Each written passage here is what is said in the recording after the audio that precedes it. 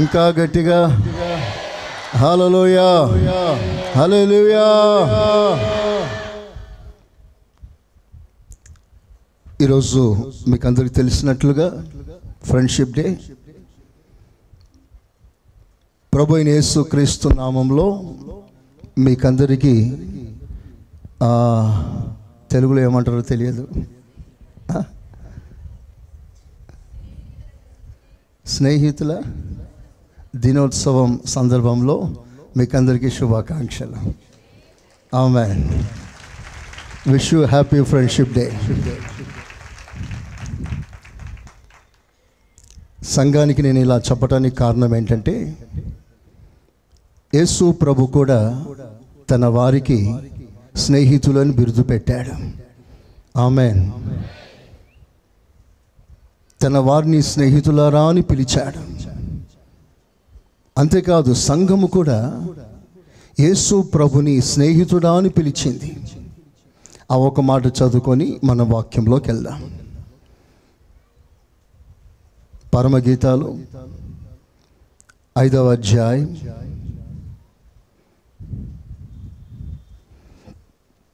16వ వాక్యం. అతని నోరు అతి మధురము, అతడు అతి కాంక్షణీయుడు. యెరూషలేము కుమార్తెలారా, ఇతడే నా ప్రియుడు, ఇతడే నా ప్రియుడు, ఇతడే నా స్నేహితుడు, ఇతడే నా స్నేహితుడు. సంఘము తన ప్రియుడైన యేసు ప్రభుని వర్ణిస్తూ, బిరుదునిచ్చి ఘనపరుస్తూ, గౌరవిస్తూ, ఆరాధిస్తూ సంఘం చెప్పే ఒక అద్భుతమైన ఆశ్చర్యమైన మాట ఏమిటంటే, ఇతడు కూడా నా స్నేహితుడు అని చెప్పగా, ఇతడే నా స్నేహితుడు, మై ఓన్లీ ఫ్రెండ్. అందరు చేతులు ఎత్తి స్తోత్రం చెప్పండి గట్టిగా, చెప్పండి గట్టిగా. సంఘం అంటుంది, మై ఓన్లీ ఫ్రెండ్ జీసస్. నాకున్న ఒకే ఒక స్నేహితుడు నా ప్రభువు. ఆమేనంటారా గట్టిగా? కొంచెం గట్టిగా చప్పట్లతో దేవుని కనపరుస్తామా? హల్లెలూయా. ప్రపంచంలో మనకెందరో స్నేహితులు ఉన్నారు. అవసరానికి స్నేహం చేసేవారు, స్వార్థం కొరకు సేవ చేసేవారు, షాపింగ్ల కొరకు స్నేహం చేసేవారు, లాభాలు పొందటానికి స్నేహం చేసేవారు, తమ అక్కర్లన్నీ తీర్చుకోవటానికి స్నేహం చేసేవారు. స్నేహంలో ఏదో స్వార్థాన్ని ఆశించి స్నేహం చేసేవారే ఈ లోకంలో కనిపిస్తారు. కానీ నా ప్రభు తనకున్న సర్వస్వం మనకు అనుగ్రహించి, చివరికి తన ఆఖరి బొట్టు రక్తము కూడా మన కొరకు కార్చి, తన ప్రాణమే మన కొరకు సమర్పించి మనల్ని స్నేహించాడు, ప్రేమించాడు. చప్పట్లు కొడతామా ఒకసారి గట్టిగా? గట్టిగా కొడుతూ ప్రభుని కనపరుస్తారా? హల్లెలూయా హల్లెలూయా. లోకంలో 2 రకాల స్నేహాలు ఉన్నాయి. ఒకటి ఆత్మీయ స్నేహం, 2 లోక సంబంధమైన స్నేహం. ఈరోజు నాకు కొన్ని హెచ్చరిక మాటలు మీకు చెప్పాలని నేను ప్రభు సన్నిధిలో కూర్చున్నప్పుడు ప్రభు నా హృదయాన్ని సిద్ధపరిచాడు. ఆత్మీయ స్నేహం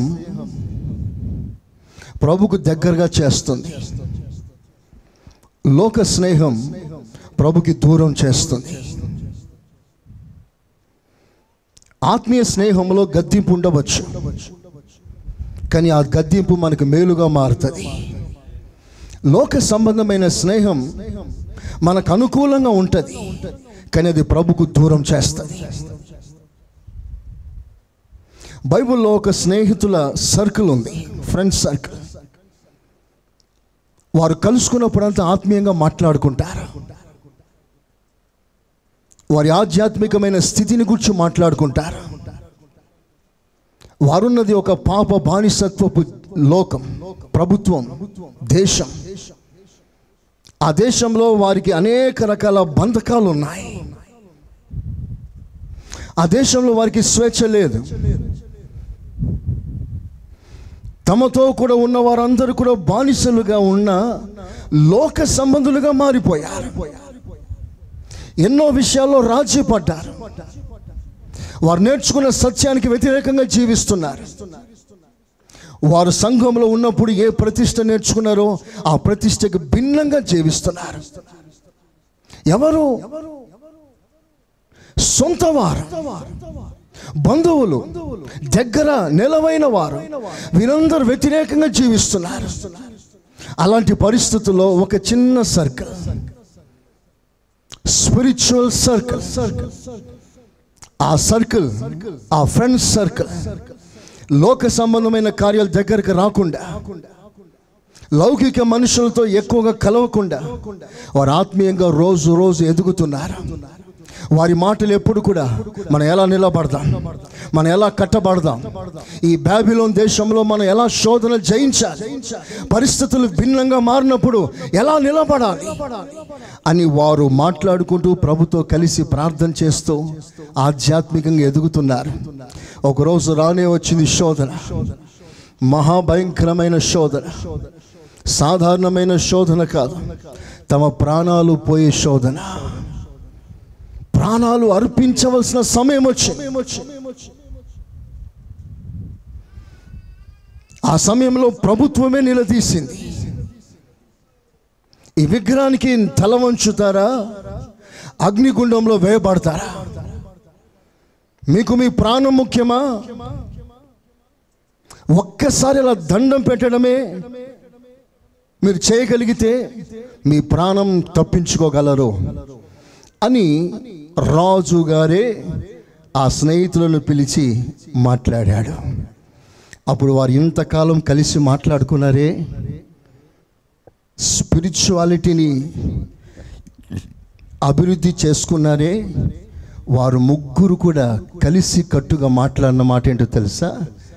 ఓ రాజా, ఓ రాజా, మా ఆత్మీయ జీవితాన్ని ప్రశ్నించటకు నువ్వెవడివి? వా, ఎవరి ఎద్ద నిలబడ్డారో తెలుసా?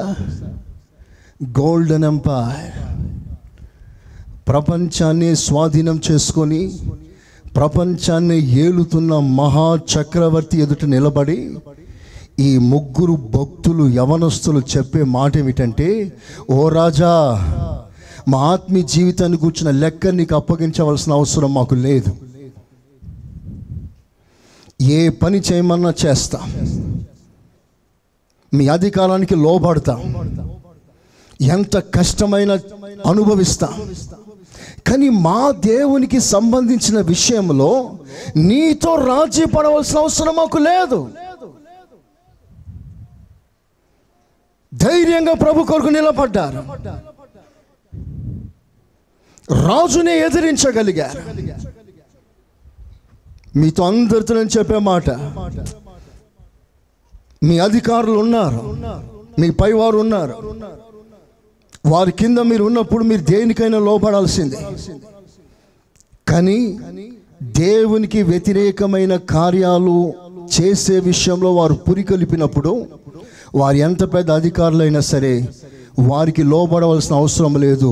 ఎందుకంటే మీరు లోబడుతున్నది మీ అధికారికి పైనున్న అధికారి దేవుని ప్రభుత్వానికి మీరు లోబడుతున్నారు. దానివల్ల మీ ఉద్యోగం పోయే ప్రమాదమైన, దానివల్ల మీకు అనేక నష్టాలు కలిగే ప్రమాదమైన రాజీ పడని వాడు నిజముగా ధన్యుడు. అలాంటి వాడు కొంత నష్టం కలిగిన తరువాత దేవుడు నిజముగా అతన్ని ఘనపరుస్తాడు. అదే జరిగింది యవనస్తుల జీవితంలో. వారు మాట్లాడుకుంటే ఆత్మీయంగా మాట్లాడుకుంటారు, పనికి మాలిన మాటలు మాట్లాడారు, పనికి మాలిన జోకులు వేసుకోరు,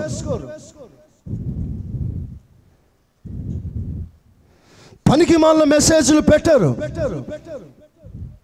పనికి మాలిన చాటింగ్ చేయరు. దేవుడు చూస్తున్నాడు కనుక దేవునికి వ్యతిరేకంగా నేను ఏది మాట్లాడినా అది లెక్కలోకి వస్తుంది అన్న భయం వారిని ఆవరిస్తుంది. ఒక దైవికమైన అగ్ని కంచెలో తమ ఆత్మీయ జీవితాన్ని కాపాడుకుంటూ తమ స్నేహాన్ని కొనసాగిస్తున్నారు. ఆ సమయంలో రానే వచ్చింది పెద్ద శోధన. ఆ సమయంలో రాజీ పడక ప్రాణాలు పోయే పరిస్థితి వచ్చిన ముగ్గురు కలిసి మాట్లాడుకున్నారు. ఏమని మాట్లాడుకుంటున్నారో తెలుసా? ఇంతకాలం మనం ఏం ప్రార్థన చేశామో, ఎలా కలిసి ఉన్నామో, మన స్నేహం ఎంత ఆత్మీయమైందో రుజువుపరచుకోవాలరా. ప్రాణం పోయినా పర్వాలేదు, పొరపాటును నువ్వు భయపడవద్దు, నువ్వు రాజీ పడవద్దు, ఒక మెట్టు దిగవద్దు. మన ముగ్గురం అగ్నిలో పడి కాలిపోదాం.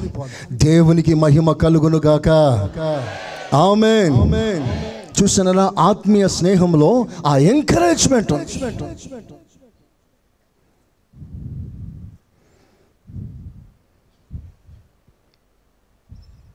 ఆత్మీయ స్నేహంలో దుష్టుని ఎదిరించటానికి కావలసిన సామర్థ్యం, సరుకు దేవుడు అనుగ్రహిస్తాడు. వాళ్ళ ముగ్గురు ధైర్యంగా అగ్నిగుండంలోకి వెళ్ళిపోతున్నారు.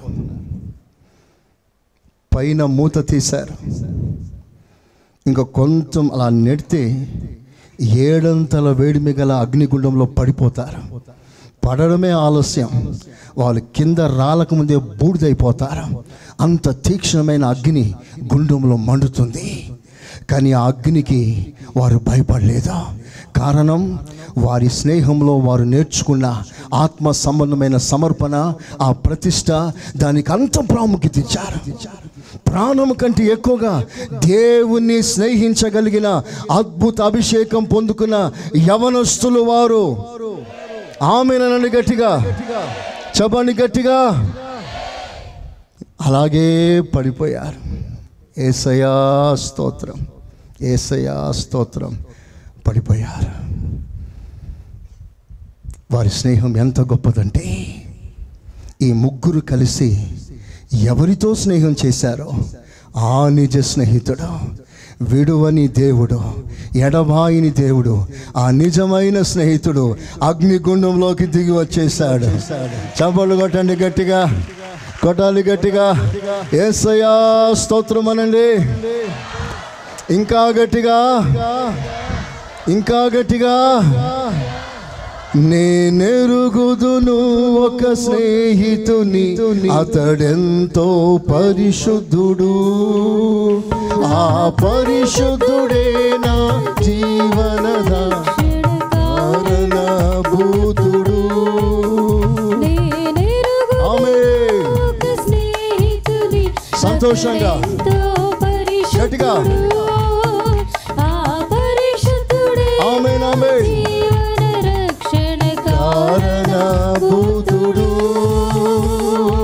అతడే యేసుడు, అతడే యేసుడు, అతడే యేసుడు, అతడే యేసుడు.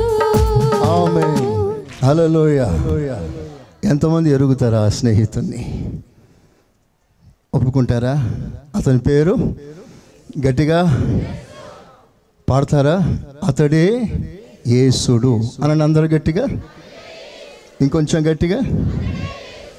రాగం అటు ఇటు అయినా పర్వాలేదు, మంచిగా పాడేటోళ్ళు చాలామంది ఉన్నారు కనుక పాడలేని వారి ఆ మిస్ ట్యూన్ అంతా కొట్టుకుపోతుంది. ఓకే. అతడే యేసుడు, అతడే యేసుడు. ఆమేన్, ఆమేన్.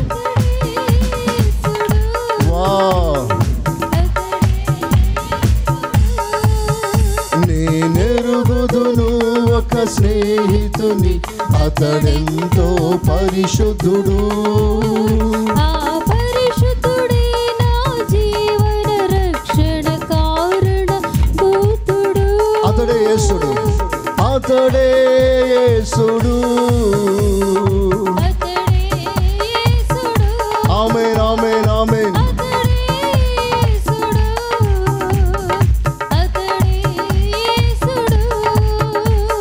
ఆమేన్. హల్లెలూయా. ఈ ఆత్మ సంబంధమైన స్నేహంలో వారు ప్రభుకి ఎక్కువ స్థానం ఇస్తారు కనుక ప్రభు వారి మధ్యలోకి దిగి వస్తాడు. ఆమేన్. దేవుడు మాట ఇచ్చాడు, భయభక్తులు గల వారు ఎక్కడ మాట్లాడుకుంటారో దేవుడు వారి మధ్యలో ఉంటాడట. Praise the Lord. ఒక గదిలో ఇద్దరే ఉన్నారనుకోండి, ముగ్గురే ఉన్నారనుకోండి.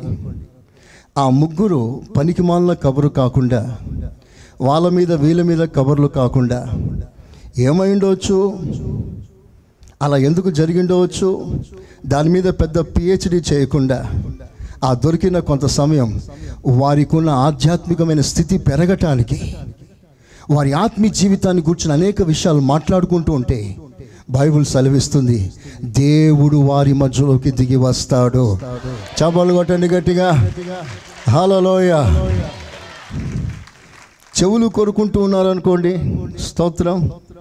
గుసగుసలాడుతున్నారనుకోండి, వాళ్ళని గురించి వీళ్ళని గురించి ఆయన ఈయనని గురించి మాట్లాడుతూ ఉన్నారనుకోండి, అక్కడ దేవుడు కాదు సైతాన్ దిగి వస్తాడు. సైతాన్ రావాలన్నా యేసయ్య రావాలన్నా యేసుని గురించి మాట్లాడుకుందాం. Praise the Lord. చెప్పండి హుషారుగా. పనికిమాలిన స్నేహము కూడా ఉంది, లోక స్నేహం. ఒకడున్నాడు, వాడు లేనిపోని చెత్త బ్యాచ్ని వేసుకున్నాడు, పనికిమాలిన బ్యాచ్. ఒక్కడికి క్రమం ఉండదు, ప్రతి వాడు ఇష్టానుసారంగా ప్రవర్తించే ఒక మూక. వారు ఏ కొంచెం కూడా పెద్దలకి మర్యాద ఇవ్వరు, తల్లిదండ్రులను సన్మానించే ఆ అనుభవం ఒక్కడిలో లేదు. టోటల్గా వేస్ట్ బ్యాచ్. వారితో కలిశాడు, వారితో తిరగడం ప్రారంభించాడు. ఇతడు ఎవరు అంటే భయభక్తులు గల కుటుంబంలో పెరిగిన వాడు, ఆధ్యాత్మికంగా వర్ధిల్లుచున్నవాడు. ఎప్పుడైతే పనికిమాలిన స్నేహం చేయడం ప్రారంభించాడో అతని మైండ్ సెట్ అంతా మారిపోవడం జరిగింది. ఆ తర్వాత నెమ్మదిగా పనికిమాలిన అలవాట్లకి పాల్పడ్డాడు. రాత్రుల్లో లేటుగా రావడం ప్రారంభించాడు. ఎందుకు అలా చేస్తున్నావు, ఎక్కడికి పోయావరా అంటే నీకు చెప్పవలసిన అవసరం లేదు అంటాడు. తండ్రిని ఎదిరించే పొజిషన్కి వచ్చేసాడు.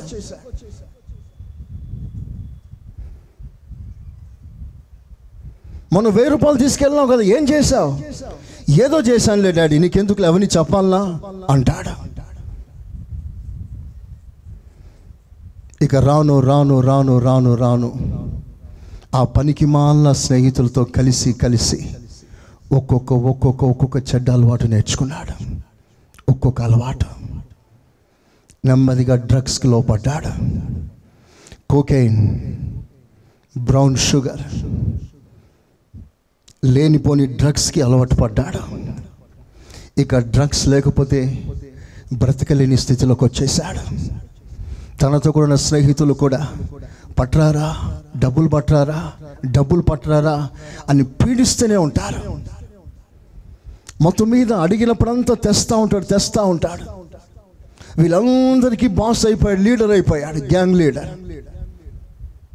పనికిమాలిన కార్యక్రమాలు చేయడం ప్రారంభించాడు, పనికిమాలిన తిరుగుళ్ళు ప్రారంభించాడు. ఆ తర్వాత ఒక రోజున, ఎంతకాలం రా కొద్దిగా డబ్బులు తెస్తావు, మనం ఈ లోకల్లో ఉంటే ఇంతే, ఎక్కడైనా దూర ప్రాంతానికి వెళ్దాం, అక్కడ మంచి వ్యాపారం చేసి సెటిల్ అవుదాం, నీ పేరులో ఎంత డబ్బు ఉందో మొత్తం తెచ్చాయి అని పనికిమాలిన సలహాలు ఇచ్చి రెచ్చగొట్టారు. ఈ యవనస్తుడు తిన్న ఇంటికి వెళ్ళి, డాడీ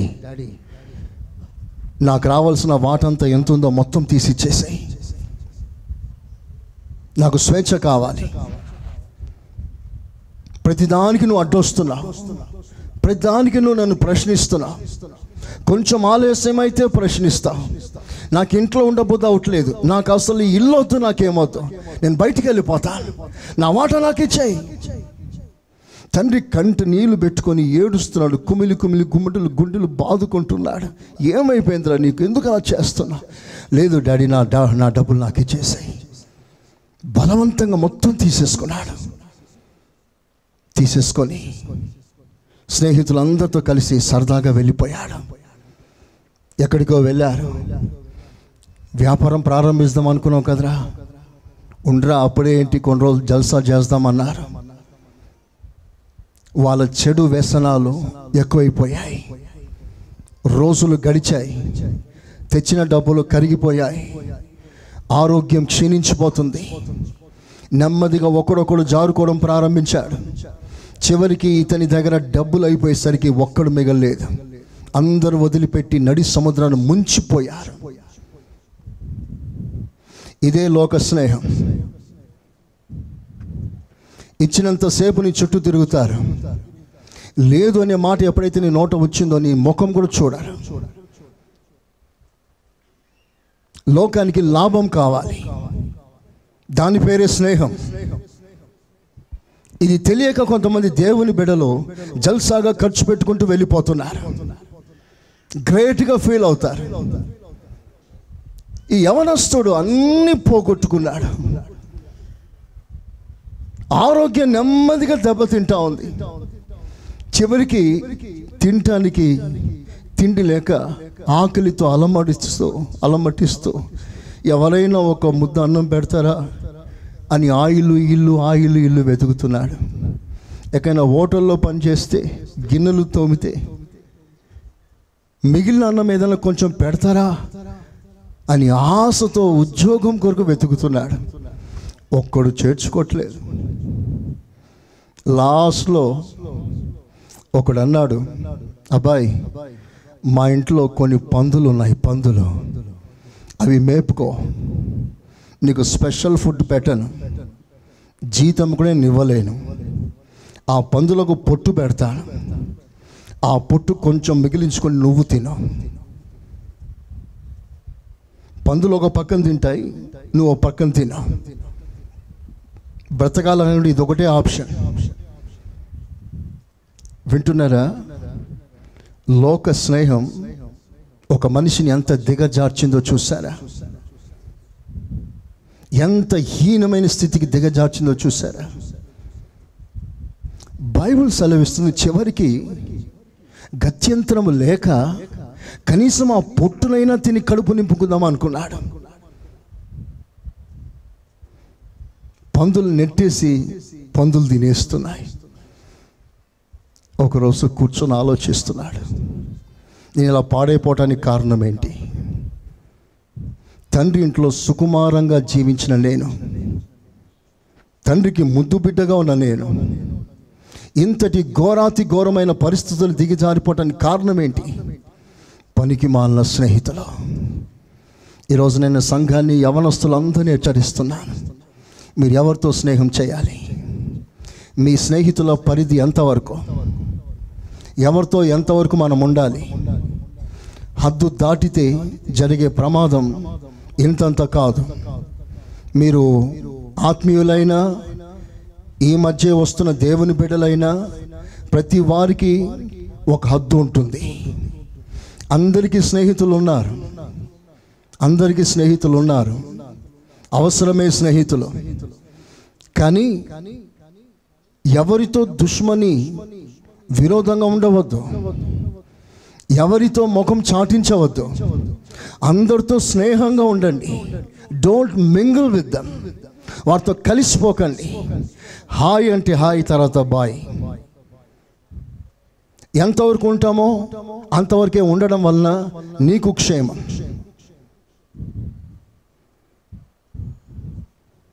పక్కింటి వాళ్ళతో కూడా అదే పరిస్థితి. ఎక్కువ తల్లులు చేసే పనులు ఇవి. అయ్యగారు ఉద్యోగం పోయిన వెంటనే ఈ అమ్మలు పక్కింట్లో కూర్చుంటారు. ఈ పక్కింట్లో వాళ్ళు టీవీ పెట్టుకుంటే వాళ్ళు కూర్చుంటూ లేనిపోని ముచ్చట్లు పెడుతూ సమయాన్ని గడుపుతూ ఉంటారు. మీకు తెలుసా, ఆ అన్యులు, లోక సంబంధులు, రక్షణ లేని వాళ్ళు ఏవో మాట్లాడుతూ ఉంటే ఆ టాపిక్లో మీ ఆత్మీయ జీవితం తెలియకుండానే క్షీణించిపోతుంది. విస్తారమైన మాటల్లో దోషం ఉంటుంది అని బైబిల్ సెలవిస్తుంది. దోషం. పక్కింటి వాళ్ళతో బాగుండాలి, మంచిగా ఉండాలి. వారు ఏ మతమైనా ఏ కులమైనా వాళ్ళతో మంచిగా ఉండాలి, కానీ సమయాన్ని ఎక్కువ గడపవద్దు.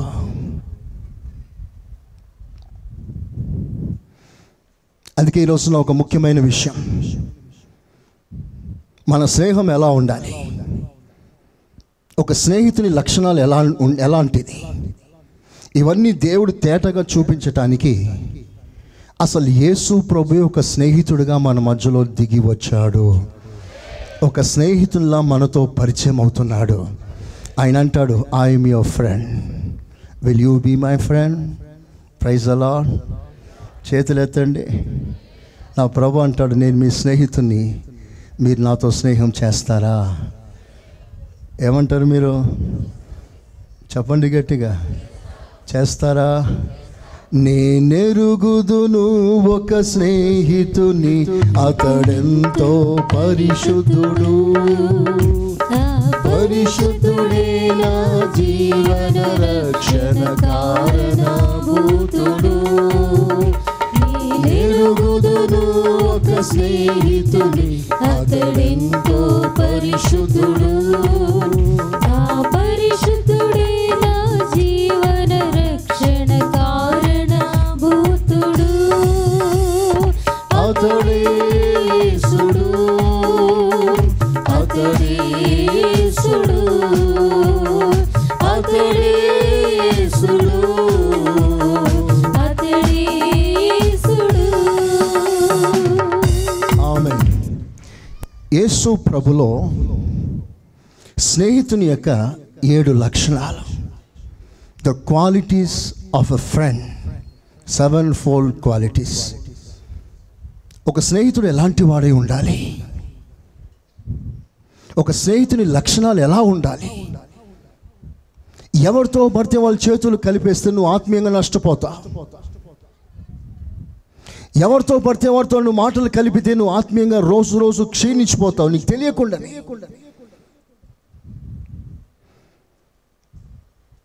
సో ఒక స్నేహితునిగా ప్రొసీడ్ కాకముందే అతడు ఎవరు, ఎలాంటి వాడు, అతని పండు రుచిగా ఉందా, చేదుగా ఉందా, ఇతనితో స్నేహం చేస్తే మనం బాగుంటామా, పాడైపోతామా? చాలామంది వారి చరిత్ర చెప్తున్న సత్యాలు ఏమిటంటే, ఒక మాటలో చెప్పాలంటే మంచి పండ్లు ఒక కుళ్ళిన పండు మధ్యలో ఉన్నందువలన ఆ మంచి పండ్లన్నీ కూడా ఒక్క కుళ్ళిన పండు వలన పాడైపోయింది. ఒక్క కుళ్ళిన పండు వలన. So be careful. ఈరోజు నా స్నేహితుల దినాన్ని పురస్కరిస్తూ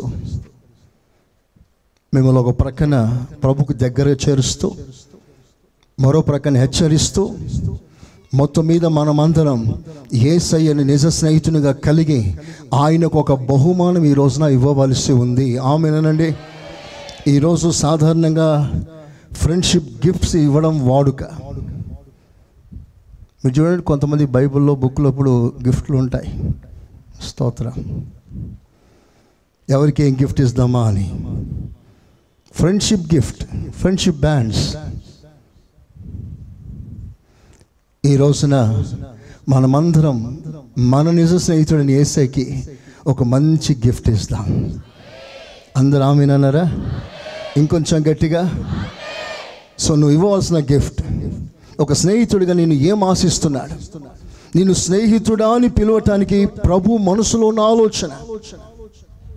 నేను మిమ్మల్ని దాసునిగా పిలవట్లేదు, నేను మిమ్మల్ని స్నేహితునిగా పిలుస్తున్నాను. ఎందుకు పిలుస్తున్నావు స్నేహితుడిగా?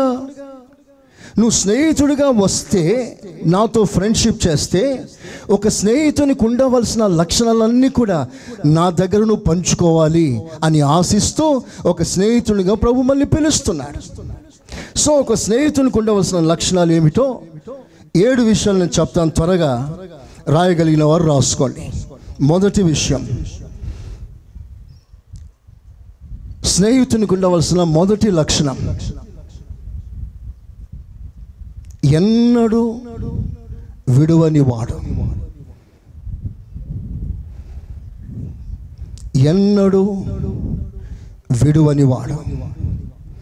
2, ఎప్పుడు దగ్గర ఉండువాడు. ఎప్పుడు దగ్గర ఉండువాడు.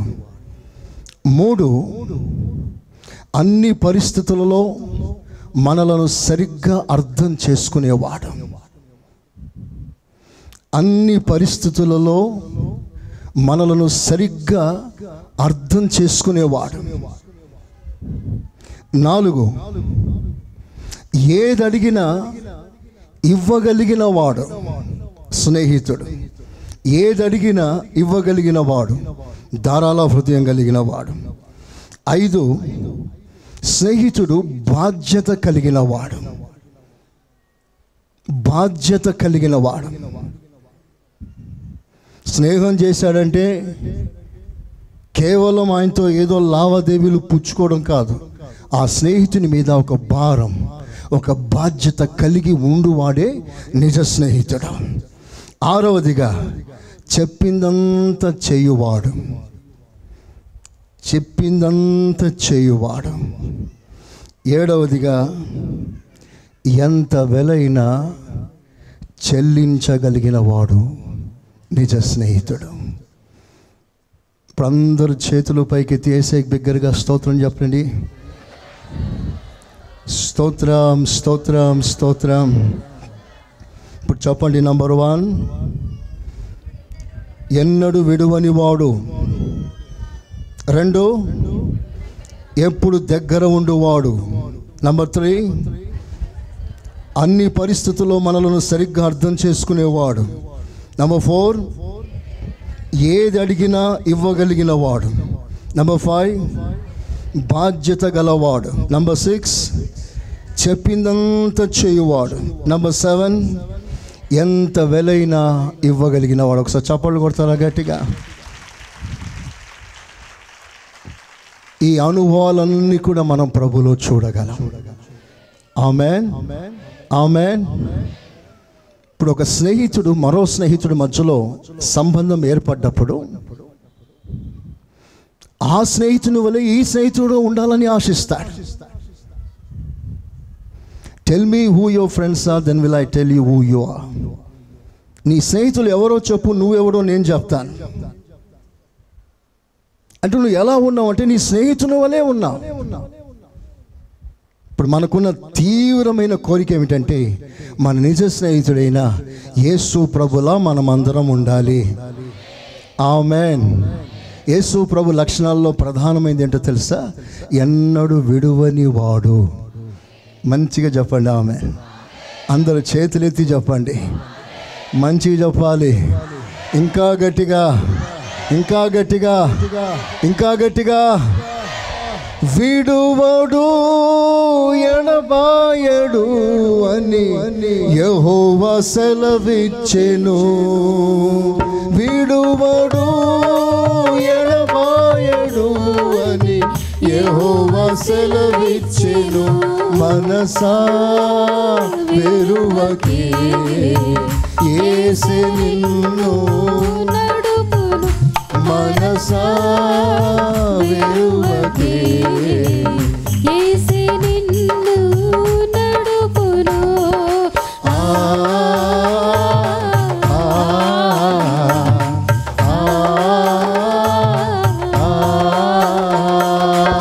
హల్లెలూయా, హల్లెలూయా, హల్లెలూయా, హల్లెలూయా, హల్లెలూయా, హల్లెలూయా, హల్లెలూయా, హల్లెలూయా, హల్లెలూయా, హల్లెలూయా, హల్లెలూయా, హల్లెలూయా, హల్లెలూయా, హల్లెలూయా.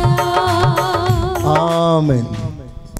మొదటి విషయం, సామెతల పుస్తకం 17వ అధ్యాయం 17వ వాక్యం. సామెతల పుస్తకం 17:17. నిజమైన స్నేహితుడు విడువక ప్రేమించును. ఎన్నడూ విడువడు. ఎప్పుడు విడువని వాడు నిజమైన స్నేహితుడు. ఎన్ని బాధలైనా, ఎన్ని కష్టాలైనా, ఎన్ని నష్టాలైనా వాటితో స్నేహం ముడిపడదు.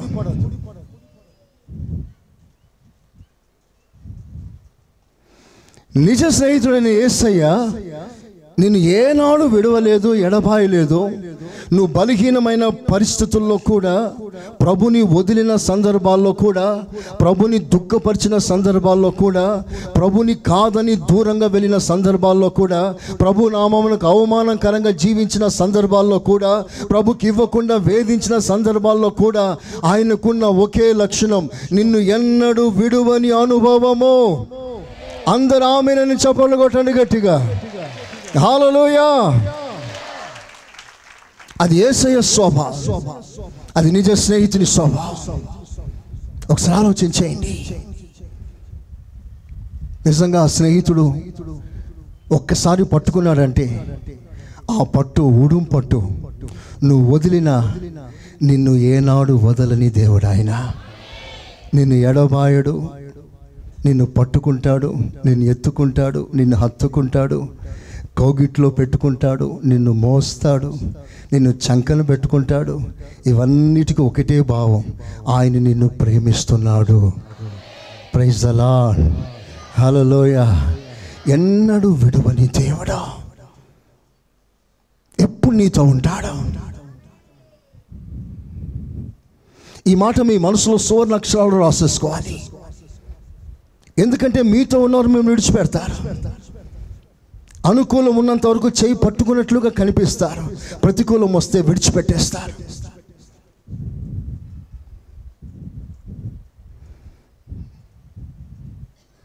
మీకందరికి తెలిసినట్లుగా ఒక కథ. ఇద్దరు స్నేహితులు అడవికి వెళ్ళారు. స్తోత్రం. బాయ్ బాయ్ అనుకున్నారు, చేయి వేసుకున్నారు.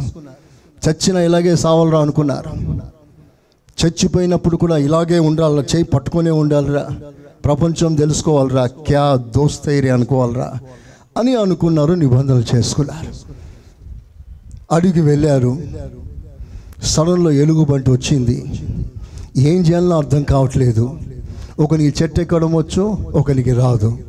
వచ్చిన వాడు గబగబ ఎక్కేశాడు. స్నేహితుని సంగతి పక్కన పెట్టేశాడు.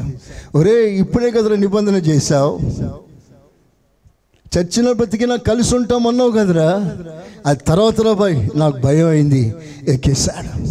వీడు ఎక్కే ప్రయత్నం చేస్తాడు, ఇతని వల్ల కావట్లేదు. ఎలుగుబంటి రాణి దగ్గరకు వచ్చేసింది. అప్పుడు చిన్నప్పుడు టీచర్ చెప్పిన సంగతి గుర్తుకొచ్చి టక్కని పడిపోయాడు, ఊపిరి బిగబట్టాడు. ఆ ఎలుగుబంటి వచ్చి వాసన చూస్తుంది. ఎలుగుబంటిలో ఉన్న మంచి లక్షణం ఏంటంటే శవాన్ని తినదు, బ్రతికుంటేనే తింటుంది. ఎప్పుడైనా ఎలుగుబంటి ఎదురైతే గుర్తుపెట్టుకోండి, ఎల్లకిత్తలు పడుకొని ఊపిరి ఆడకుండా అలాగే మొస గట్టిగా పట్టుకోండి. అది ఎంతసేపు ఉంటుందో అంతసేపు మీరు ఊపిరి పట్టుకోవాలి, లేకపోతే ఊపిరి కలిసిపోయినట్టే. వాడు అలాగే గట్టిగా పట్టుకొని ఉన్నాడు. అది వాసన చూసి చూసి చూసి వెళ్ళిపోయింది. వెళ్ళిపోయేసరికి వీడు హడావిడిగా పరిగెత్తుకుని వచ్చి, రే నేను ఎలాగైనా కాపాడాలనుకున్నాను రా, మిస్ అయిపోయిందిరా, ఏమనుకోకరా అని బ్రతిమాలుకుంటాడు. సర్లేరా, అందరంతేలేరా అని వీడు సనుగుతా ఉన్నాడు. అంతలో వాడు అన్నాడు, ఆ ఎలుగుబంటి వచ్చి నీతో ఏదో మాట్లాడింది కదరా అన్నాడు. నీ దగ్గరకు వచ్చి ఏదో మాట్లాడింది, ఏం మాట్లాడిందిరా? నేను చెప్పను రా బాబు, లేదు చెప్పరా ప్లీజ్. అది నీతో ఏదో మాట్లాడిందిరా, ఏం మాట్లాడింది అంటే వీడు అంటాడు, ఇలాంటి పనికి మాలంతా ఇంకొక మా స్నేహం చేయొద్దు అన్నది అన్నాడు. స్తోత్రం. ఇలాంటి పనికి మాలోడితో ఇంకొకసారి స్నేహం చేయకు, కట్ చేసేయి. Praise the Lord. ఈ లోకంలో అలాంటిది స్నేహాలు. అయితే ఒక విషయం, నిజ స్నేహితుడు ఎన్నడూ విడువని వాడు. అన్ని పరిస్థితులలో నీతో ఉండువాడు. కష్టకాలంలో నీతో ఉంటాడు, సంతోషంలో నీతో ఉంటాడు, దుఃఖంలో నీతో ఉంటాడు, అన్ని వేళల్లో నీతో ఉండు దేవుడు, ఏకైక దేవుడు, నిజ స్నేహితుడు. ఆయన పేరు యేసయ్యా. స్తోత్రం. ఒక యవనస్తుడు అడవిలోకి వెళ్తున్నాడు, నడుచుకుంటూ వెళ్తున్నాడు. ఇసుక ఎడారిలో అలసిపోయాడు. ఎవరైనా ఉంటే తోడుంటే బాగుండు అనుకున్నాడు. అంతలో ఆ యవనస్తుడు చూస్తూ ఉండగా ఇద్దరి మనుషుల అడుగు జాడలు, ఫుట్ ప్రింట్స్ కనిపించాయి. కనిపించేసరికి చాలా ధైర్యం వచ్చేసింది. నా ప్రభు నాతో ఉన్నాడు, ఈ అరణ్యంలో కూడా ప్రభు నాతో ఉన్నాడు అని కలలో తన ఊహని ఈ విధంగా అనుకుంటూ ఉన్నాడు. నేను ఇంత అరణ్యంలో ఉన్నా నా ప్రభు నాతో ఉన్నాడు అని సంతోషంగా సంబరంగా వెళ్ళిపోతూ ఉన్నాడు. అంతలో కొంచెం కఠినమైన పరిస్థితి వచ్చింది. అడవి మృగాలు తిరిగే సంచరించే ప్రాంతం వచ్చింది. అడుగడుగున భయం బుగులేసింది. అప్పుడు చూస్తే ఒక్క మనిషి అడిగే కనిపించింది. ఇంతవరకు ఇద్దరు మనుషుల అడుగు కనిపిస్తే ప్రభు నాతో ఉన్నాడు, నేను ప్రభు కలిసి నడుస్తున్నామని సంతోషించాడు. ఇప్పుడు ఒక్క అడుగే కుమిలిపోతూ, ప్రభా అనుకూలంలో ఉన్నావు, ప్రతికూలం వచ్చేసరికి వదిలిపోయావా అని ఏడవడం ప్రారంభించాడు. అప్పుడు ప్రభు వివరణ ఇస్తాడు. బిడ్డ, బాధపడకు, నీ కనబడుతున్న ఒకే అడుగు అది నీది కాదు, అది నాది. చప్పలు కొడతారా గట్టిగా? అంటే ఎక్కడున్నాడో తెలుసా? తన చంకన ఉన్నాడు. అంత గొప్ప దేవుని మనం కలిగి ఉన్నాం. అందరు చేతులు ఎత్తి ఆ చేతులు అల్లాడిస్తూ యేసయ్యా స్తోత్రం అంటారా? యేసయ్యా స్తోత్రం. విడువని దేవుడు. అందరూ ఆ మాట అనండి గట్టిగా, ఇంకొంచెం గట్టిగా, ఇంకొంచెం గట్టిగా. అదే నీ పట్ల ఆయన కోరుతున్నాడు. నేను నిన్ను విడిచిపెట్టలేదు. ఈవెన్ సిలువ మోసే సమయంలో కూడా ఘోరమైన కోడా దెబ్బలు జొల్లుమని నా వీపున వీస్తున్న సమయంలో కూడా నిన్ను వదిలిపెట్టలేదు. నీవే ఆ సిలువ. హత్తుకున్నాను, నేను ఎత్తుకున్నాను. నా కష్టకాలంలో ఘోరమైన శ్రమలలో కూడా నిన్ను వదిలిపెట్టలేదు. నా ఎదుట ఉన్న ఆనందం కొరకు, అనగా నీ కొరకు ఈ సిలువ, ఈ శ్రమ, ఈ పిడిగుద్దులు, ఈ హేళన, ఈ అపహాస్యం, ఈ నిందలు, అవమానాలు, కొరడ దెబ్బలు, ఈ మేకులు, ఇవన్నీ కూడా నీ కొరకు భరించాను. నిన్ను విడువలేదు, నేను హత్తుకొని ఉన్నాను. ఇప్పుడు బదులుగా ప్రభాసిస్తున్నాడు. నేను నిన్ను ఎలా గట్టిగా పట్టుకొని ఉన్నానో, ఎలాగో నేను విడిచిపెట్టలేదో, నీవు కూడా నా కుమారుడా, నా స్నేహితుడా, అన్ని పరిస్థితుల్లో నన్ను గట్టిగా పట్టుకొని ఉండగలవా? యేసయ్య స్తోత్రం చెప్తారా? చెప్తారా గట్టిగా? ఇక్కడే మనం చాలామంది తప్పిపోతున్నాం. చాలామంది అనుకూలంలో బాగా స్తుతిస్తాం, ప్రభుని మహిమపరుస్తాం. కానీ ప్రతికూల సమయం వచ్చినప్పుడు అనుకూలంలో ఎలాగూ ప్రభుని ఆర్భాటంగా ఘనపరచామో ప్రతికూలంలో అలా ఘనపరచలేకపోతున్నాం.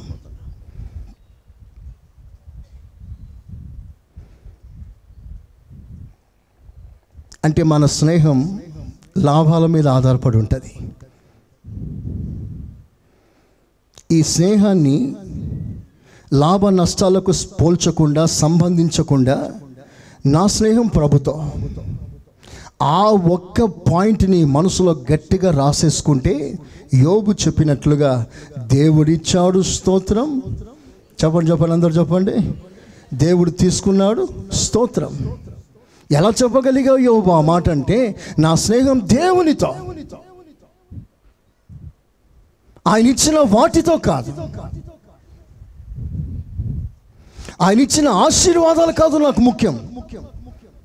సకల ఆశీర్వాదానికి కారకుడైన దేవుడు నాకు ముఖ్యం. సో ఆయనకున్న ఈ సంబంధాన్ని కాపాడుకోవటానికి ఆయన ఇచ్చిన ఆశీర్వాదాలన్నీ పోయినా పర్వాలేదు, ఆయనతో నేను ఎప్పుడు గట్టిగా పట్టుకొని ఉంటాను. ప్రైజ్ ద లార్డ్, హల్లెలూయా. ఈ నిజ స్నేహితుని భావాన్ని తెలిపే కొంతమంది భక్తులు పరిశుద్ధ గ్రంథంలో గ్రంథస్థం చేయించాడు.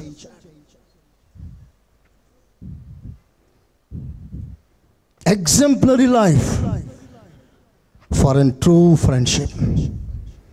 నిజ స్నేహానికి ఆనవాలుగా గుర్తుగా కొంతమంది భక్తులు వారి స్నేహం కొరకు ఎంత ప్రయాసపడ్డారో, ఆ స్నేహాన్ని ఎలా కాపాడుకున్నారో కొన్ని విషయాలు పరిశుద్ధ గ్రంథంలో రాయించాడు దేవుడు.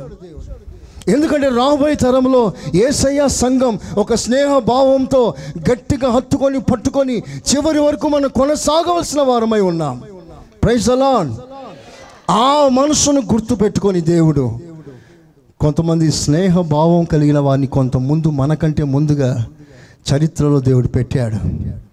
వాటిని మీకు టూకీగా పరిచయం చేస్తాను. టూకీగా చూడండి, శామ్యూయల్ 2వ పుస్తకం, శామ్యూయల్ 2వ పుస్తకం. వాళ్ళు చెప్పే డైలాగులు మాత్రం చదివి ముందుకెళ్దాం. 15వ అధ్యాయం 19 నుండి 22 వాక్యాలు చదవగా విందాం. రాజు గిత్తీయుడగు ఇత్తయిని కనుగొని, నీవు నివాస స్థలము కోరు పరదేశివై ఉన్నావు, నీవెందుకు మాతో కూడా వచ్చుచున్నావు? మాతో కూడా నువ్వెందుకు వస్తావయ్యా? నీవు తిరిగిపోయి రాజున్న స్థలమున ఉండుము. నిన్ననే వచ్చిన నీవు ఎక్కడికి పోదుమో తెలియక ఉన్న మాతో కూడా. ఎక్కడికి పోతామో మాకే తెలియదయ్యా, మాతో నీకెందుకు ఈ తిరుగులాట? ఈ తిరుగులాట ఎందుకు? నీవు తిరిగి నీ సహోదరును తోడుకొని పొమ్ము, కృపాసత్యములు నీకు తోడుగా ఉండునుగాక అని చెప్పగా ఇత్తయి నేను చచ్చినను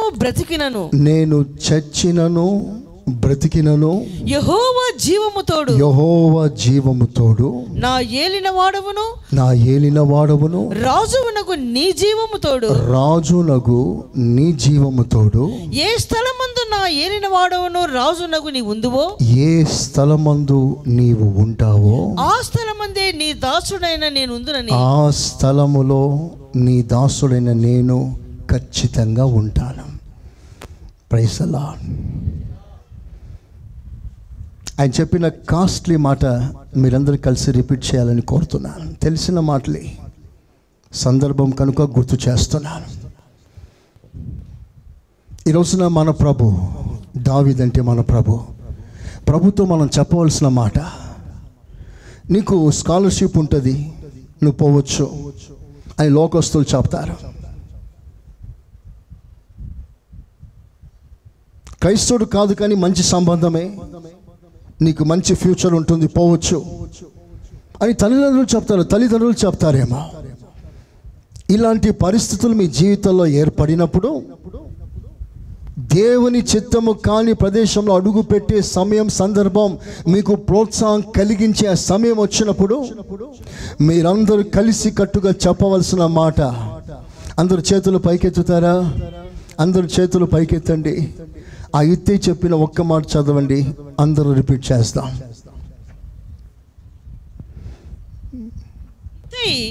నేను చచ్చినను బ్రతికినను. ఆ మాట అందరూ చెప్పండి గట్టిగా. ఎస్. యెహోవా జీవము తోడు నా ఏలిన వాడవును రాజువనగు నీ జీవము తోడు. నా ఏలిన వాడవగు నీతో ఏ స్థలమందు నా ఏలిన వాడవు రాజువనగు నీ ఉందువో, ఏ స్థలములో నువ్వు ఉంటావో ఆ స్థలములోనే నేను ఉంటాను. ప్రైజ్ ది లార్డ్, హల్లెలూయా. పాట ఏమిటంటే మన ప్రభు ఎక్కడికి నడిపిస్తాడో మనం అక్కడ ఉండాలి. ఆమేన్.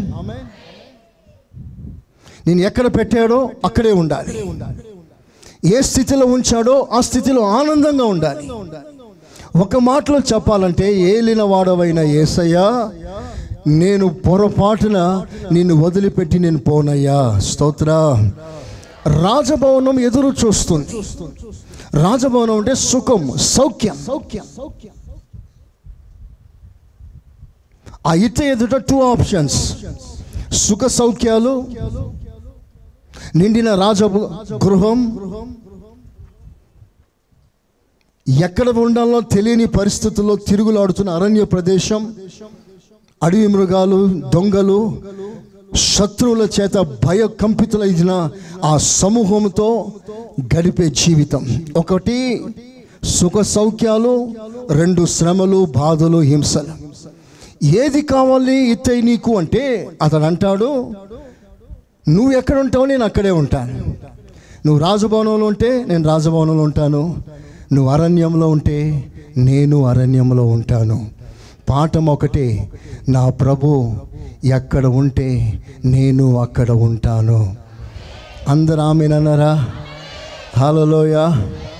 ఈ నిర్ణయం తీసుకోవడానికి కారణం ఏంటంటే, సౌఖ్యము కంటే దావీదుని ఎక్కువ ప్రేమించాడు. అది పాఠం. సౌఖ్యము కంటే దావీదుని ఎక్కువ ప్రేమించాడు. మేఘా ఆఫర్ వచ్చింది సౌఖ్యాలు, కానీ కాలదన్నాడు. నాకు అక్కర్లేదు, నాకు దావీదే కావాలి. ఈ రోజున మనందరం చెప్పాల్సిన స్థితి ఏమిటంటే, సుఖ సౌఖ్యాల కంటే ఎక్కువగా నేను నా ప్రభుని ప్రేమిస్తాను. మనసారా తీర్మానం చేసి ఒప్పుకోగలరా? అందరూ చేతులెత్తి ఆమేన్ అనండి. చెప్పండి గట్టిగా ఆమేన్. హల్లెలూయా. ఎంత గొప్ప మాట అండి ఇది. ఒకరోజు ఏలియా అంటాడు ఎలీషాతో, ఇక్కడే ఉండయ్యా, నీకు పదవి ఇస్తాను, నీకు మంచి ఫ్యూచర్ ఇస్తాను, నీకు బైబిల్ కాలేజ్ ఇస్తాను, బ్రాంచ్ ఇస్తాను, పేరు ఇస్తాను, నా వారసత్వానికి నియమిస్తాను, అన్నీ నీదే, ఇక్కడే ఉండు అంటే ఆనాడు ఎలీషా ఏమన్నాడో చదవగా విందామా? రాజుల 2వ పుస్తకం 2వ అధ్యాయం 2వ వాక్యం.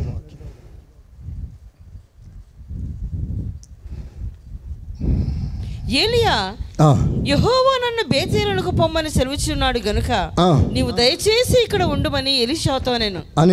ఎలీషా, యెహోవా జీవము తోడు నీ జీవము తోడు, యెహోవా జీవము తోడు నీ జీవం తోడు, నేను నిన్ను విడవనని చెప్పగా, నేను నిన్ను విడువను, నేను నిన్ను విడువను. Praise the Lord. Hallelujah. Elisha అంటాడు, నాకు కుర్చీ ముఖ్యం కాదు, నాకు స్థానం ముఖ్యం కాదు, పదవి ముఖ్యం కాదు, పదవి కంటే ఎక్కువగా నేను నిన్ను ప్రేమిస్తున్నాను. అందరూ ఆమేనంటారా? ఒకవేళ మీ లైఫ్లో, మీ జీవితంలో పదవియే అడ్డుగా వస్తే యేసయ్య కొరకు పదవిని పక్కన పెట్టగలరా? ఒకసారి ఆలోచన చేయండి. నీ ఆత్మీయ జీవితాన్ని డైవర్ట్ చేసే కుర్చీలు మీకు అడ్డుగా వస్తే, ఎదురుగా వస్తే, మీరు ఆఫర్ని ఎలా రిసీవ్ చేసుకుంటారు? ఒక సేవకునిగా సంఘాన్ని హెచ్చరిస్తూ నేను చెప్తున్న మాట ఏమిటంటే, యేసు ప్రభు కంటే ఈ లోకం మనకి ఏ పెద్ద కుర్చీ అక్కర్లేదు. పెద్ద కుర్చీ అంటే అది రాజకీయ కుర్చీయే కావచ్చు, పెద్దరికాల కుర్చీ కావచ్చు, ఇంకే కుర్చీ కావచ్చు. అది దేవునికి వ్యతిరేకమైన పరిస్థితి అయితే నా ప్రభు కంటే అది నాకు ముఖ్యం కాదు. మొదటి వాడు అన్నాడు, సుఖ సౌఖ్యాల కంటే నాకు దేవుడు ముఖ్యం అన్నాడు. రెండవ వాడు, నా పదవి, నా హోదా కంటే నా దేవుడు నాకు ముఖ్యము. నాకు ప్రమోషన్ రాకపోయినా పర్వాలేదు, నేను బాధపడను, నాకు ప్రభు ముఖ్యం. ప్రమోషన్ కంటే నాకు ప్రభు ముఖ్యం. స్తోత్రం చెప్తారా గట్టిగా? చెప్పండి గట్టిగా. ఒకసారి ఒక తల్లి తన కోడలతో అంటది, పోండి, మంచిగా పెళ్ళిళ్ళు చేసుకొని సుఖంగా బ్రతకండి, పోండి, నాతో వస్తే మీకు ఫ్యూచర్ లేదు, భవిష్యత్తు లేదు, మీరు పాడైపోతారు, పోయి మీరు మరలా పెళ్ళిళ్ళు చేసుకొని సుఖంగా ఉండండి అని అత్త కోడల్ని పంపించేస్తుంది. ఈ మాటలు విని ఒక కోడలు వెళ్ళిపోతుంది, ఒక కోడలు మాత్రం అంటది, అత్త ఆ మాట మాత్రమో చెప్పండి అనకూడదు. స్తోత్ర. ఆ అత్త ఆ కోడలు చెప్పిన మాట నాకు చాలా ఇష్టం. మీరందరూ ఆ మాట చెప్పాలని ఆశపడుతున్నాను. చదవగా రిపీట్ చేద్దాం. రూతు 1:16. 1:16. అందుకు రూతు, నా వెంబడి రావద్దనియు, నా వెంబడి రావద్దని, నన్ను విడిచిపెట్టమనియు, నన్ను విడిచిపెట్టమని, నన్ను బ్రతిమాలుకొనవద్దు, నన్ను బ్రతిమాలుకొనవద్దు. నీవు వెళ్ళు చోటుకే నేను వచ్చేదను. నువ్వు ఎక్కడికి వెళ్తే అక్కడికి వస్తాను. నీవు నివసించు చోటనే నేను, నువ్వు ఎక్కడ ఉంటావో అక్కడే ఉంటాను. నీ జనమే నా జనం, నీ జనమే నా జనం, నీ దేవుడే నా దేవుడు, నీ దేవుడే నా దేవుడు. నీవు మృతి పొందు చోటను నేను, నువ్వు ఎక్కడ చచ్చిపోతావు నేను అక్కడే చనిపోతాను, అక్కడే పాతి పెట్టబడతాను, అక్కడే నేను పాతి పెట్టబడతాను. మరణము తప్ప మరి ఏదైనను నిన్ను నన్ను వేరు చేయటానికి వీలు లేదు. చప్పలు కొట్టండి గట్టిగా. హల్లెలూయా, ఆమేన్. నిజంగా ఆ మాట ఎంత ఖరీదైన మాట అండి. ఆ మాట నిజంగా చెప్పాలనుకున్న వారి చేతులు ఎత్తారు. నిజంగా ఉట్టి కాదు, నేను కళ్ళు మూసుకుంటాను. నిజంగా చెప్పాలనుకున్నవారు. ఒకప్పుడు నేను ఈ మాటలు చాలా సంఘాన్ని ఈ మాటలు బాగా ప్రాక్టీస్ చేయించాను. ప్రారంభంలో మందిరాలు లేనప్పుడు, అప్పట్లో దేవుని బిడ్డలు విశ్వాసులు అన్నారు జిఎం కాలనీ టైంలో, చెట్టు కింద అయినా పర్వాలేదు, మేము మీతో చెట్టు కింద కూడా మేము ఉంటాము అన్నారు. మాకు మందిరాలు లేకపోయినా పర్వాలేదు, చెట్టు కింద ఉన్నా చెట్టు కింద మేమందరం కూడుకుంటాము, మనం కలిసి దేవుని రాజ్యం చేరుకుందాము అన్నారు. చెప్పండి, నీ దేవుడే నా దేవుడు. నువ్వు ఎక్కడ ఉంటావో నేను అక్కడే ఉంటాను. నువ్వు ఏమి తింటావో నేను అదే తింటాను. నువ్వు చెప్పండి ఇంకా నువ్వు ఏ సమాధి స్థలంలో ఉంటావో నేను కూడా అక్కడే ఉంటాను. స్తోత్రం. మనము కలిసి చనిపోవాలి. Praise the Lord. హల్లెలూయా. నేను చెప్పడానికి ధైర్యంగా చెప్తున్నాను, మరణము కూడా మనల్ని ఎడబాపటానికి వీలు లేదు. చెప్పండి గట్టిగా, హల్లెలూయా. చివరి వరకు ఏ డిస్టర్బెన్స్ మన మధ్యలో రాకూడదు.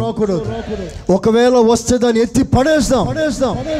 ప్రభు బంధం, యేసు రక్తమును బట్టి మనం కలిగిన ఈ సంబంధాన్ని ఎవ్వరు వేరు చేయకూడదు.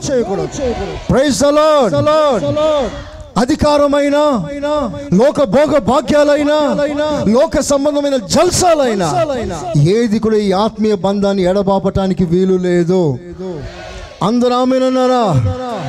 ఆమేన్, ఆమేన్. విడదీయలేరెవరు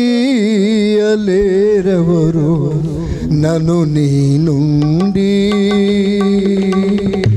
విడిపోను నేను నీ ప్రేమ నుండి, విడదీయలేరెవరు నన్ను నీ నుండి, విడిపోను నేను నీ ప్రేమ నుండి. కరువు కంట తడిపినా, ఆదరణ అందుకున్నా, తారలి రాలినా ఉంటాను ఊపిరి ఆగేదాకా, ఉంటాను ఊపిరి ఆగేదాకా, ఉంటాను ఊపిరి ఆగేదాకా, ఉంటాను ఊపిరి ఆగేదాకా. నా యేసయ్యా, నా యేసయ్యా, నా యేసయ్యా, నా యేసయ్యా. విడదీయలేరెవరు నన్ను నీ నుండి, విడిపోను నేను నీ ప్రేమ నుండి, విడదీయలేరెవరు నన్ను నీ నుండి. ఆమేన్. ఆ తల్లిని దేవుడు ఆశీర్వదించును గాక. అందరూ అలాగే మారుదురు గాక. చాలా తక్కువ ఆమె వినిపించింది. హల్లెలూయా, హల్లెలూయా. ఒకరోజు ప్రభు అన్నాడు, పో, స్తోత్రం, పొండి బయటికి అన్నాడు. అప్పుడు ఆ శిష్యులు, మేము ఎక్కడికి వెళ్తామయ్యా? కొట్టినా నీవే, చెప్పండి, తిట్టినా నీవే, వాక్యంతో పొడిసినా నీవే, వాక్యంతో ఎత్తి పట్టుకున్నా నీవే, నిన్ను ఎక్కడ విడిచిపెడిపోతామయ్యా? స్తోత్రం, హల్లెలూయా. ఇలాంటి జీవపు మాటలు మాకు ఇంకెక్కడ దొరుకుతుందయ్యా? మేము మా ప్రాణాలు ఉన్నంత వరకు నిన్ను వదిలిపెట్టే ప్రసక్తే లేదయ్యా. చెప్పండి హుషారుగా, చెప్పండి యేసయ్యా, ఇంకా గట్టిగా యేసయ్యా, యేసయ్యా. ప్రాణమున్నంత వరకు ఏనాడు నిన్ను వదిలిపెట్టే ప్రసక్తే లేదయ్యా, లేదయ్యా. ప్రతి నిత్యము నిన్ను పట్టుకొని ఉంటామయ్యా. ఆమేన్. అందరు చప్పట్లు కొడదామా గట్టిగా? హల్లెలూయా. ఇది స్నేహబంధం. ఆమేన్. చాలాసార్లు స్నేహాల మధ్యలో కొంచెం తేడా వస్తే విడిపోయే ప్రమాదాలు ఉంటాయి, విడిపోతారు. కానీ నా ప్రభుకున్న స్నేహ బంధం ఎలాంటిదంటే, ఆయన దుఃఖ పెట్టినా బాధ పెట్టినా కడ వరకు నిన్ను ప్రేమిస్తాడు, కడ వరకు పట్టుకుంటాడు. ఎందుకో తెలుసా? ఈరోజు కాకపోయినా రేపైనను ఆయన తెలుసుకుంటామని. ప్రైజ్ ది లార్డ్, హల్లెలూయా. అలాంటి స్నేహాన్ని వదిలి లోక స్నేహం కొరకు బయటికి వెళ్ళకండి. దేవుడు మిమ్మల్ని దీవించునుగాక. ఆమేన్. రెండవ లక్షణం, సామెతలు 18వ అధ్యాయం. మీకు రెఫరెన్సులు మాత్రం ఇస్తాను, సమయం లేదు మనకి. 18:24 వాక్యం. బహుమంది చెలికాండ్రు గలవారు నష్టపడును, సహోదరుని కంటేనో ఎక్కువగా హత్యయుండు స్నేహితుడు కూడా కలడు. సహోదరుని కంటే ఎక్కువగా హత్యయుండు స్నేహితుడు హత్తుకొని ఉండే ఒక స్నేహితుడు కలడు. స్తోత్రం, హల్లెలూయా. అంటే దగ్గరగా ఉండేవాడు, ఎప్పుడు దగ్గరగా ఉంటాడు. ఆయన పేరు నజరేయుడైన యేసు. ఆమేన్. ఎప్పుడు దగ్గరగా ఉంటాడు. నువ్వు పడకలో ఉన్నా నీ ప్రక్కనే ఉంటాడు. నువ్వు ఏడుస్తున్నా నీ దగ్గర ఉంటాడు. నువ్వు బాధలో కుంగిపోతున్నా నీ దగ్గర ఉంటాడు. ఆయన దగ్గరగా ఉండు నిజ స్నేహితుడు. Praise the Lord. ఈరోజు నన్ను నా ప్రభు ఏమడుగుతున్నాడంటే, నాకు దగ్గరగా రండి. Come close to me. This is the great desire of the Lord. ఆదిలో నుండి దేవుడు తన పిల్లల్ని పుట్టించిన నాటి నుండి తనకు దగ్గరగా ఉండాలని కోరే దేవుడు మన దేవుడు. అక్కడెక్కడ కొండ మీద కూర్చునే దేవుడు కాదు ఆయన, మన మధ్యలో తిరుగులాడు దేవుడు ఆయన. Praise the Lord. ఆయన ఆశిస్తున్నాడు, పిల్లలారా నాకు దగ్గరగా రండి. Come close to me. ఈ రోజున ఒకసారి నువ్వు ఆలోచన చేయి, ప్రభుకు నువ్వు ఎంత దూరంలో ఉన్నావు? ప్రభుకు దగ్గరకు వచ్చి ఎంతకాలం అయింది? ప్రభు సన్నిధిలో మోకరించి ఎంతకాలం అయింది? ప్రభుతో నీ మనసు విప్పి మాట్లాడి ఎంతకాలం అయింది? ప్రభుతో ఆరాధన చేసి ఎంతకాలం అయింది? పరవశించి ఎంతకాలం అయింది? దేవుని సన్నిధి అనుభవించి ఎంతకాలం అయింది? ఒకవేళ ఇది నీ జీవితంలో నిజమే నేను అనేక రోజులైపోయాయి ప్రార్థనలో నిమగ్నమైపోయి పరవశించి ఆరాధనలో లీనమైపోయి దేవుని మహిమను తాకుతూ అనుభవిస్తూ ఆరాధన చేసే సందర్భాలు ఎన్నో రోజులు గడిచిపోయాయి అని మనసాక్షి గద్దిస్తే, మరలా నిజ స్నేహితుడు నిన్ను ప్రేమతో పిలుస్తున్నాడు, ఆయనకు దగ్గరికి రా. స్తోత్రం. బైబిల్లో ఒక స్నేహితుడు ఉన్నాడు, నిజ స్నేహితుడు. వాళ్ళు వీళ్ళు పెట్టిన బిరుదు కాదు, సాక్షాత్తు దేవుడే బిరుదిచ్చాడు. ఇతడు నా స్నేహితుడు, యాకోబు పత్రిక 2వ అధ్యాయం 23వ వాక్యం.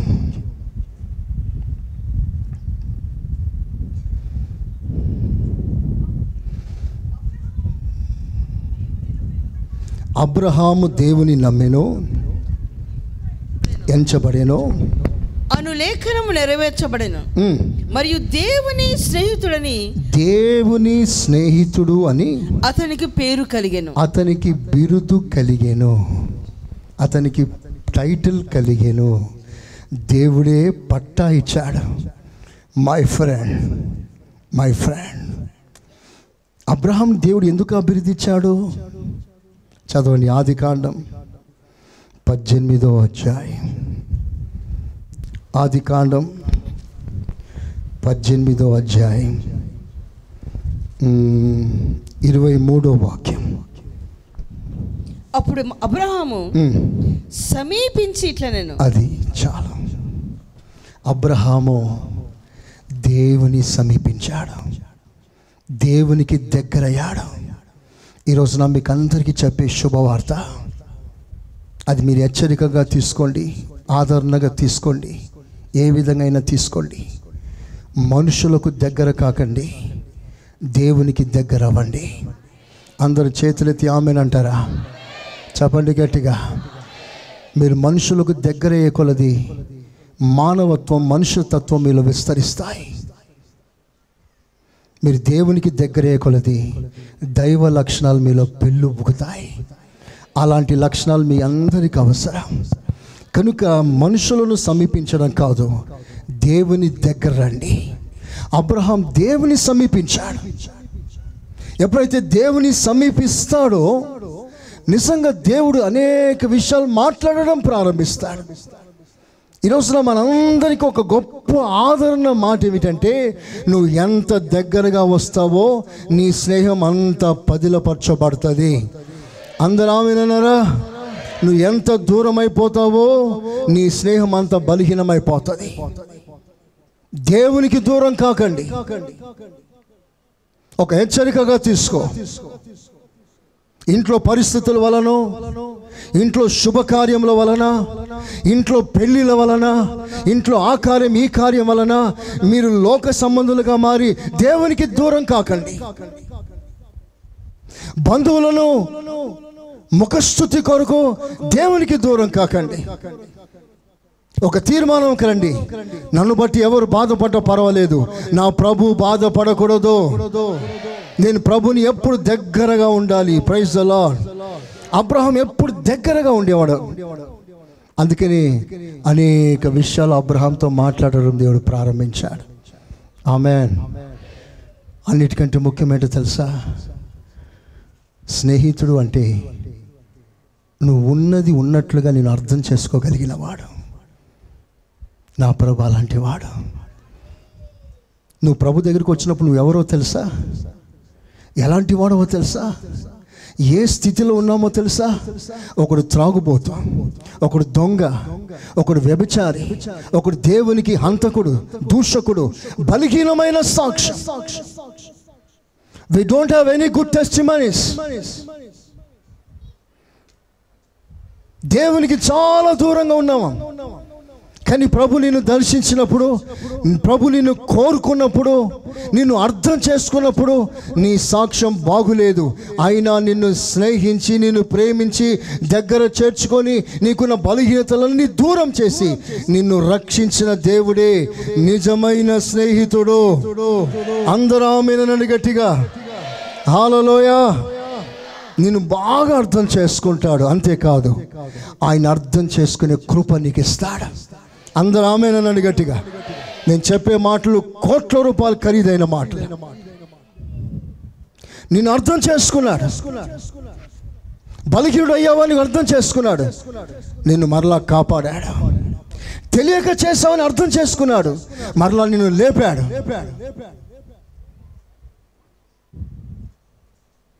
అమాయకంగా, అజ్ఞానంగా నువ్వు దేవునికి దూరం అయిపోయావని గ్రహించాడు. నిన్ను తెలుసుకున్నాడు, నేను అర్థం చేసుకున్నాడు. మరలా తనకు దగ్గరగా చేర్చుకున్నాడు. అంతేకాదు, నీవు కూడా ఆయనకు దగ్గరైన నీవు ఆయన అర్థం చేసుకోవాలి, ఆయన గురించి సరైన అవగాహన కలిగి ఉండాలి. అదే లేఖన సారం. యేసు ప్రభు అనేక సార్లు శిష్యులు అడిగిన ప్రశ్న ఏంటో తెలుసా? నేనెవరో మీకు తెలుసా? నేనెవరో మీకు తెలుసా? ప్రజలను ఏమని అర్థం చేసుకుంటున్నారు? నా పట్ల దేవునికున్న, ప్రజలకున్న అవగాహన ఎలాంటిది?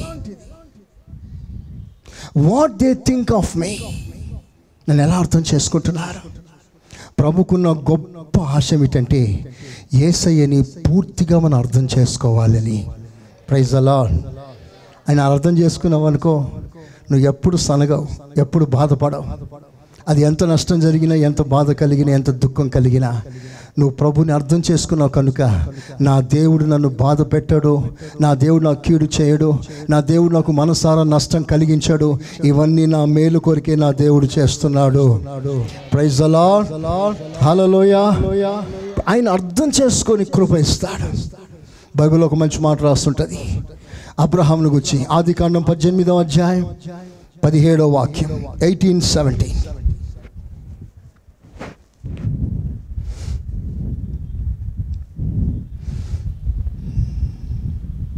మరియు అబ్రహాము పశువుల మందను 18:17. అప్పుడు యెహోవా, నేను చేయబో కార్యము అబ్రహామునకు దాచెదనా? నేను చేయబో కార్యం అబ్రహామునకు దాచెదనా అంటే అర్థం ఏంటో తెలుసా?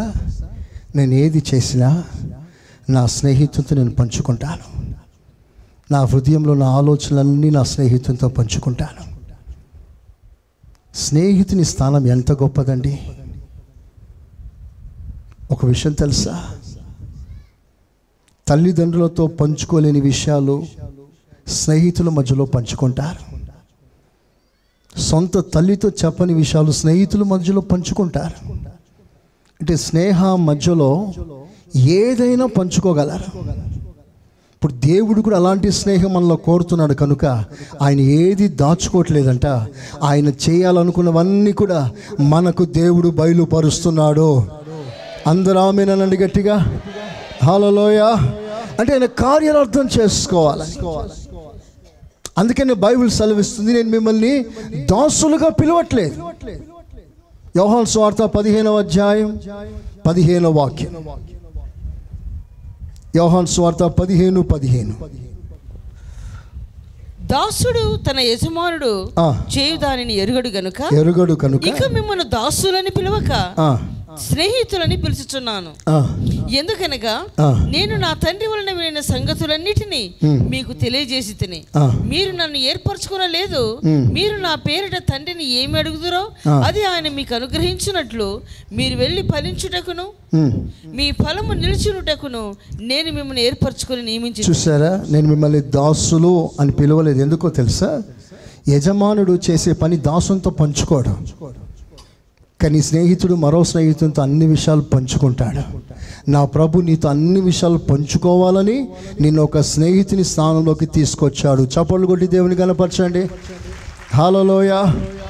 అంటే ఆయన అభిప్రాయం, ఆయన ఆలోచన ఏమిటంటే తన హృదయ ఆలోచన అంతా నీతో పంచుకోవాలని. నిజంగా నువ్వు దేవుని స్నేహితుడు అయితే, ఆయన సన్నిధిలో మోకరించి ఆయన కొరకు కనిపెట్టుకొని ఉన్నట్లయితే నిజంగా అనేక విషయాలు ప్రభు నీతో మాట్లాడతాడు, నీకు బయలుపరుస్తాడు. ఆమేన్.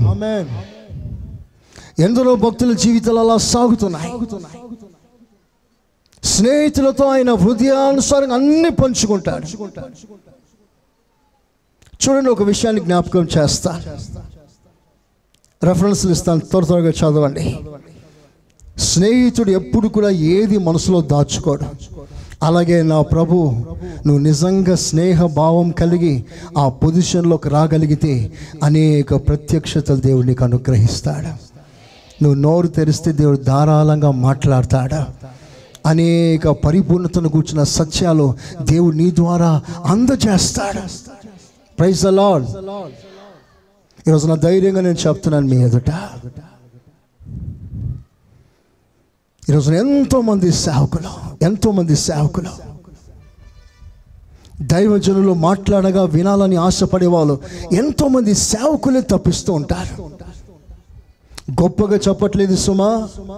దేవుడు తన దాసునికి ఇచ్చిన ఓ అద్భుతమైన ప్రత్యక్షత కారణం ఏంటంటే ఆయన పాద సన్నిధిలో గడుపుటే. ఒక స్నేహితుడు మరో స్నేహితుడితో మాట్లాడినట్లుగా ప్రభు నాకు అనేక విషయాల ఆలోచనలు ప్రత్యక్షతలు ఇవ్వగా నేను వాటిని రాసుకొని ప్రతి ఆదివారం మీ ముందుకు వచ్చి నేను మాట్లాడతాను. ఈ మాటలన్నీ కూడా నేను సొంతంగా ప్రిపేర్ చేసింది కాదు. ఆయన సన్నిధిలో కూర్చుండగా ఆయనను కూర్చున్న అవగాహన కలుగునట్లుగా నా మనసును తెరుస్తాడు.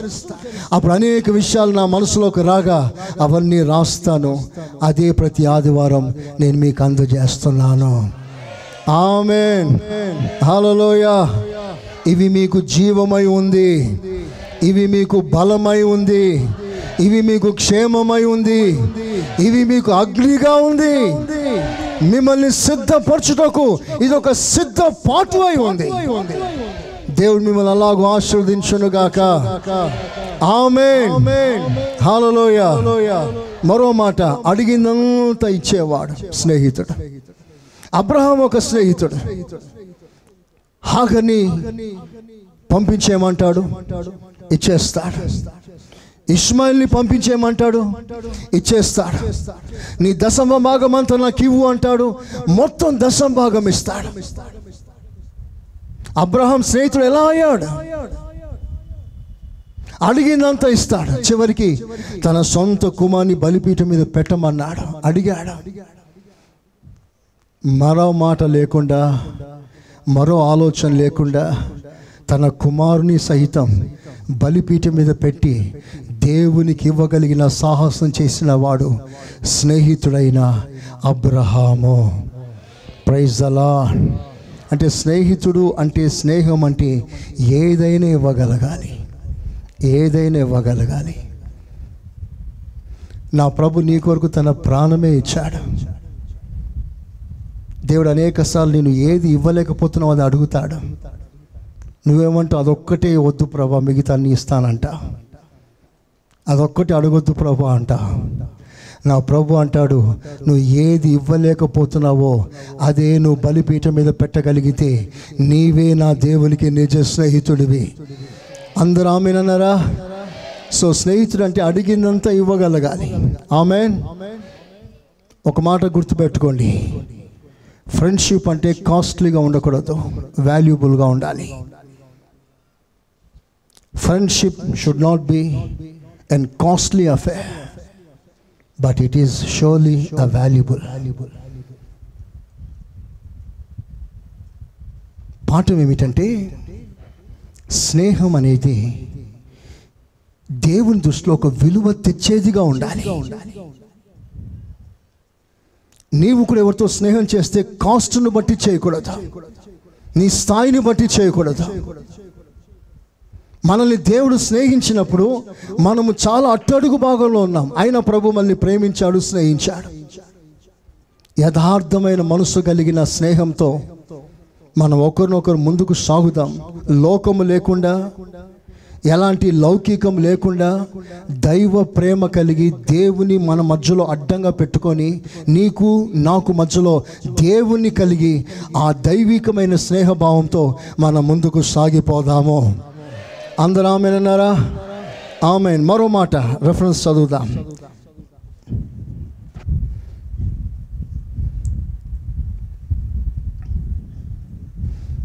పదిహేనవ అధ్యాయం, యోహాను సువార్త 15వ అధ్యాయం 14వ వాక్యం. 15:14.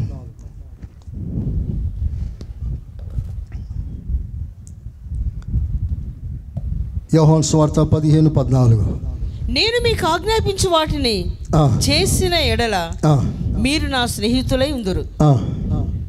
దాసుడు తన యజమానుడు చేయు దానిని ఎరుగడు గనుక ఇక మిమ్మల్ని దాసులని పిలువక. 14వ వాక్యం మళ్ళీ చదవండి. నేను మీకు ఆజ్ఞాపించు వాటన్నిటిని చేసిన ఎడల చేస్తే మీరు నా స్నేహితులై ఉందురు. ఎవరు స్నేహితులు అంటే చెప్పిందంతా చేసేవాడై ఉండాలి, అడిగిందంతా ఇచ్చేవాడై ఉండాలి, చెప్పిందంతా చేసేవాడై ఉండాలి. ఆమేన్.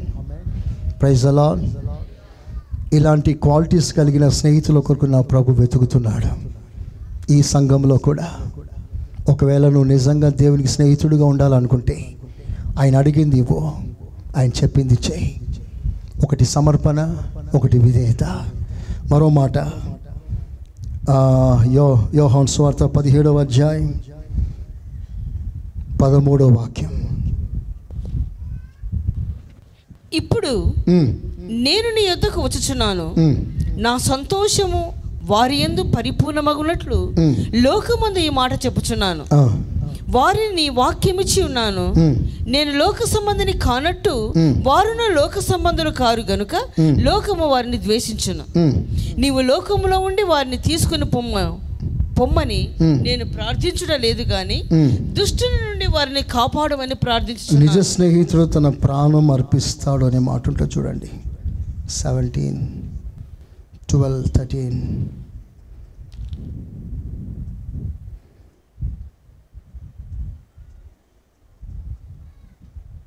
నిజ స్నేహితుడు ప్రాణమిచ్చును. ఎక్కడ ఏమా 13, 15, 13. ఓకే, 15, 13. తన స్నేహితుల కొరకు తన ప్రాణం పెట్టువాని కంటే, తన స్నేహితుల కొరకు ప్రాణం పెట్టువాని కంటే ఎక్కువైన ప్రేమ గలవాడు ఎవడునూ లేడు. ఎక్కువైన ప్రేమ గలవాడు. చివరిగా స్నేహం ప్రాణం కూడా పెట్టే స్థాయిలో ఎదిగిన స్నేహం అది. యేసయ్య నీ కొరకు నా కొరకు ప్రాణమే పెట్టాడు, స్నేహం కొరకు. ఈ రోజున ప్రపంచంలో జరుగుతున్న రకరకాల హింసాకాండ, భయంకరమైన శోధనలు, బాధలు, వీటన్నిటి మధ్యలో శ్రమలు కలిగిన, బాధ కలిగిన, హింస కలిగిన, రకరకాల సమస్యలు సంఘాల మీదకి వచ్చిన ఈ రోజున నువ్వు చెప్పాల్సిన మాట, నీ మనసులో నిర్ణయించుకోవాల్సిన మాట, నా ప్రభు నా కొరకు ప్రాణం పెట్టాడు, ఒక స్నేహితునిగా నిరూపించుకున్నాడు.